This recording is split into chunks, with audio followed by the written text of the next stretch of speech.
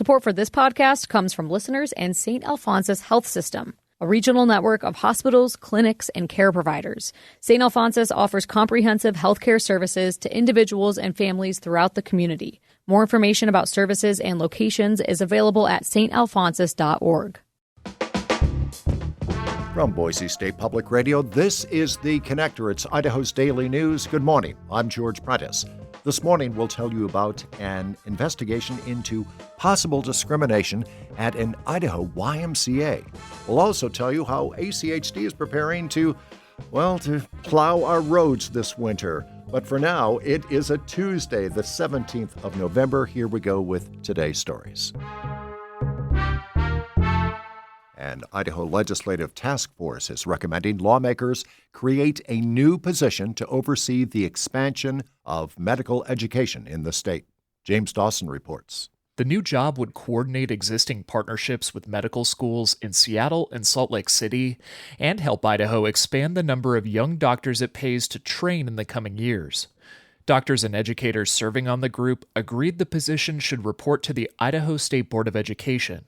When asked by a lawmaker to justify the proposal, Board Director Jennifer White said this. The dire need for the state, both in terms of health, but also the financial impact to the state by not filling this deficit. And it's been an articulated problem for some time. Idaho ranks last among states in the number of physicians per capita.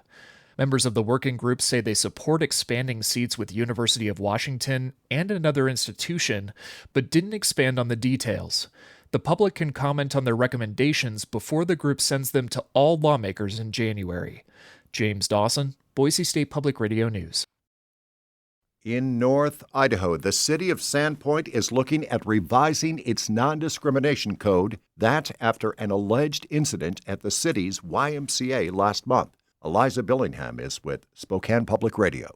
According to a Facebook post from Bonner County Republican Chair Scott Herndon, a female lifeguard at the Lighthouse YMCA saw someone she assumed to be a transgender woman in the women's locker room. She asked the front desk to remove them. YMCA staff said they couldn't per company policy, so the lifeguard called 911. The police also told her there were no laws being broken. The post and subsequent misinformation caused community outcry that quickly reached Sandpoint Mayor Jeremy Grimm. The shocking piece to me was that the YMCA stated that we allow this effectively, or this is occurring because of Sandpoint's non-discrimination code. That decade-old piece of Sandpoint law makes discrimination a misdemeanor and establishes that a city board will review relevant accusations. But Grimm says this shouldn't involve local government because it ends up inserting the city into an issue that is really one for the Supreme Court and the federal and state legislators. I see only risk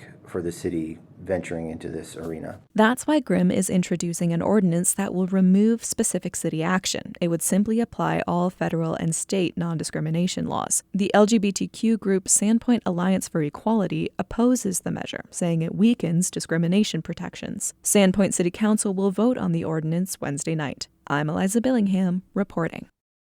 Our forecasts, more and more, include troughs of precipitation accompanied by colder temperatures, and with that comes a pretty good chance of snow on our roadways. And when it comes to snow, the Ada County Highway District has a lot of roads to cover. So we've got about 5,450 miles of lane that we cover. This is Tom Oddie. He's the Deputy Director of Operations at ACHD. He says they recently had all of their drivers run their routes as if there were snow on all the roads. We ran what is called a no snow call, and our supervisors come in, call in our on-call team, and then have them actually drive their routes in a plow so that they're familiar with what they're going to do to avoid surprises. And there are quite a few drivers on that team. For snow call, we've got 170 people that are on our that's including our maintenance team as well. So we've got about 160 just straight operators, and then they're supported by our maintenance team to make sure that our vehicles operate when the snow hits the road. And for this winter, they've got thousands of tons of sand and salt and de-icer.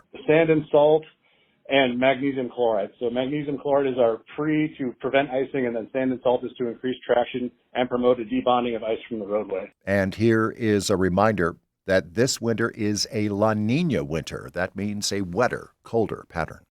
Now to sports and the Boise State football program. now with 4 losses, including this past weekend and a loss to San Diego State 17-7. Defensively, they threw for 20 yards and beat us. That's 2 weeks in a row where a team in total has thrown for 50 yards and beat us. And this is Broncos head coach Spencer Danielson facing the press on Monday. Proud of how our guys battled. Wasn't by any means good enough, 17-7. Not good enough. Not good enough, and I take full responsibility, and everyone can have their opinion of what that means, but I really do. It breaks my heart because these kids care. They love this team. At 6-4, all focus is about senior night on the blue. Senior night on the blue this Saturday. Boise State takes on Colorado State. Kickoff is 5 p.m., and the game will be televised on Fox Sports 1. And that is today's episode of The Connector. I'm George Prentice. We'll see you back here on Wednesday. You can always stay in touch with the news on our website, boisestatepublicradio.org. Tell your friends and family about The Connector and how they can find it anywhere they find their favorite podcasts. For now, to you, thanks for listening.